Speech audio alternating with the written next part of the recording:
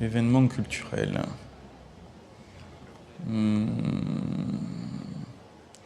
Un événement culturel,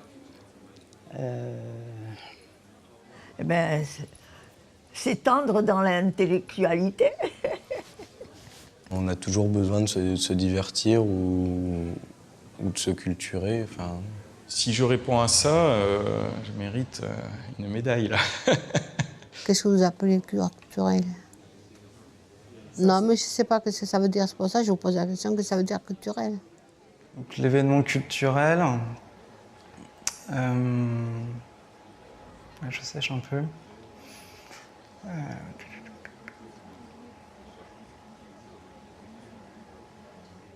En fait, la vraie question, ce serait plutôt, est-ce qu'il y a un événement pour un seul? Est-ce qu'il y a un événement pour Dieu? Non. Dieu, c'est pour ça d'ailleurs que Dieu s'ennuie et qu'il crée le monde. Ce qui donne l'impression, c'est que l'ensemble des événements sont culturels, puisqu'en fait, un événement va se passer dans un lieu, dans un pays, dans un continent, sur un continent. Et donc, forcément, on sera rattaché à une culture, voire à un ensemble de cultures. C'est aussi un lieu d'échange des cultures. Ah oui, j'aime bien la culture. C'est très intéressant. On apprend beaucoup de choses. Alors, un événement culturel, ça, je crois que c'est un moment court où il est donné à voir, à expérimenter différentes formes des arts d'aujourd'hui, et où on peut être complètement immergé dedans. Je pense qu'un événement culturel, c'est quelque chose qui émeut une majorité de gens à un moment donné, à un moment précis. Un événement culturel, ce n'est pas un événement spectaculaire. En tout cas, dans la vision que je peux en avoir, il peut y avoir évidemment une partie spectaculaire, une partie visible, une partie festive notamment. Je veux dire, cette question de partage, de convivialité, etc. est au cœur de tout ça. Mais la question culturelle se pose bien au-delà de ça. Je pense qu'en général, les tutelles qui s'occupent de culture en France devraient se méfier de cette course à l'événement, ce qu'on appelle la course à l'événement, car il y a quelque chose de forcé, il y a quelque chose de trop volontariste là-dedans. Et en fait, je pense qu'il faut faire confiance aux artistes et à ce qui est incertain en eux. Je pense qu'il faut arrêter de programmer les événements. Je pense que, notamment à Bordeaux, enfin si je me réfère sur la ville de Bordeaux, mais ça pourrait être ailleurs, je pense que l'événement, c'est le non-événement. Et oui, c'est certain. La programmation de l'événement, il y a quelque chose un peu qui est paradoxal. Ça me paraît être évident.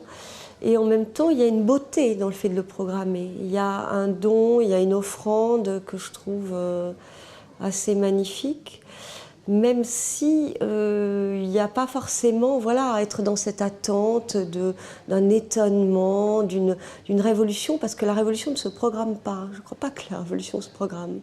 Oui, je fais une différence entre événementiel et événement. Parce que pour moi, dans l'événementiel, il n'y a pas la densité, la consistance qu'on a dans le mot événement. Événementiel, c'est effectivement, il peut y avoir qu'une édition, ça reste assez superficiel, anecdotique. Dans l'événement, il y a un vrai projet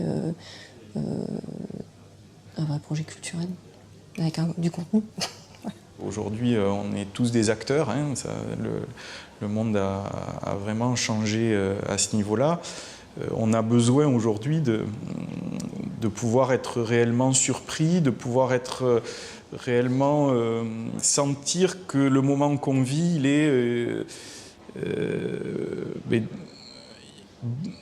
il est vrai. Hein? Moi, je pense que le choix qui a été fait dans la plupart de ces manifestations est une erreur. C'est un choix démagogique, c'est très visible, c'est-à-dire de l'œuvre d'art généralement intrigante et spectaculaire, mais sans contenu ou avec un contenu minimal. Pour moi, le réel événement sera l'événement où il y a peut-être un peu plus de fond par rapport à ce qui est donné, où on n'est pas forcément que dans une consommation. Si ça tenait qu'à moi, je dirais de faire venir des grands compositeurs à Bordeaux, mais enfin, je pense plutôt que pour la jeunesse aujourd'hui, ce serait faire venir Energy Music Awards, et puis voilà. Dans un monde complexe, ce n'est pas produire de la simplicité qui prévaut, c'est produire de la complexité. Voilà. Ce qui d'ailleurs est inévitable. On ne peut pas résumer de façon simple une réalité complexe. Et je pense que ces événements culturels-là sont programmés par des gens qui ont choisi, d'une certaine manière, la facilité, c'est-à-dire l'abolition de la complexité. Les vrais événements culturels doivent être réfractaires et obliques, qui sortent du commun pour attirer la distraction de l'esprit vers quelque chose de nouveau. Et donc c'est souvent un événement culturel transgressif. En tout cas, ceux qui sont réussis le sont souvent.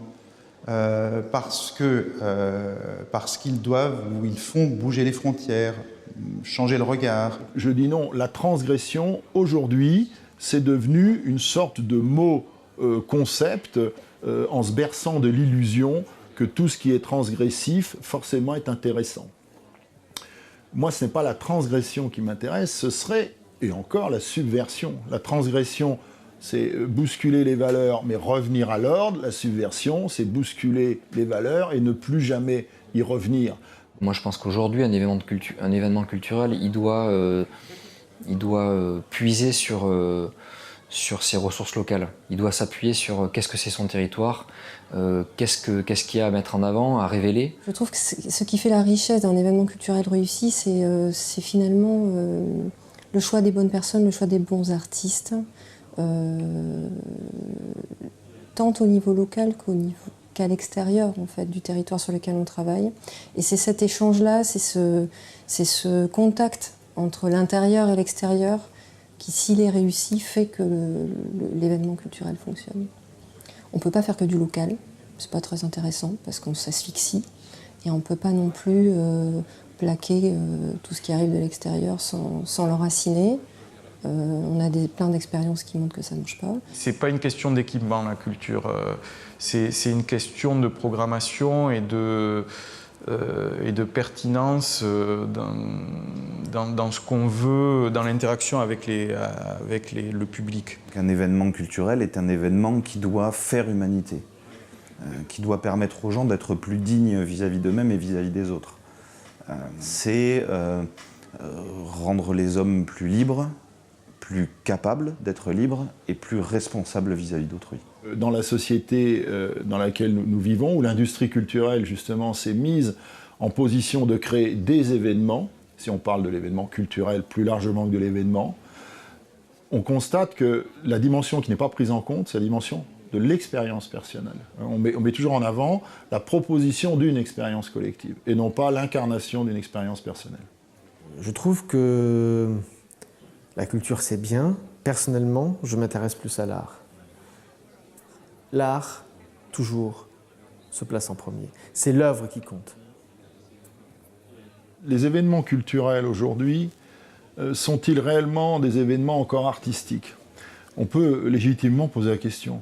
Pourquoi? Parce qu'on voit bien que c'est une certaine forme de création artistique ou de pseudo-création artistique qui, justement, est censée faire événement, dans le cadre des festivals, par exemple, des festivals de rue, des festivals de plein air, c'est-à-dire là où on met la création au contact direct du public, c'est-à-dire dans un contexte qui est un contexte de fréquentation libre. Je crois qu'il est absolument nécessaire, pour qu'un événement soit un événement artistique,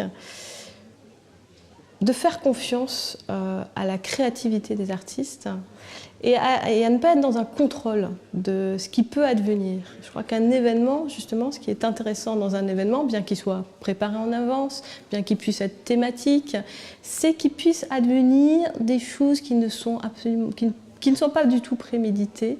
Mais oui, vous savez, je serais tenté de dire que c'est un oxymore, un événement culturel, parce que s'il y a de l'événement, comme on l'a dit avant, s'il y a de l'imprévu qui arrive, comment est-ce que ça serait culturel? Ou bien ça montre que la question, elle porte sur le mot culture. Le mot culture est un mot, je dirais, c'est un mot extrêmement malheureux aujourd'hui. C'est un mot qu'on a chargé la bête d'une quantité de choses qui font qu'on ne sait plus ce que ça veut dire.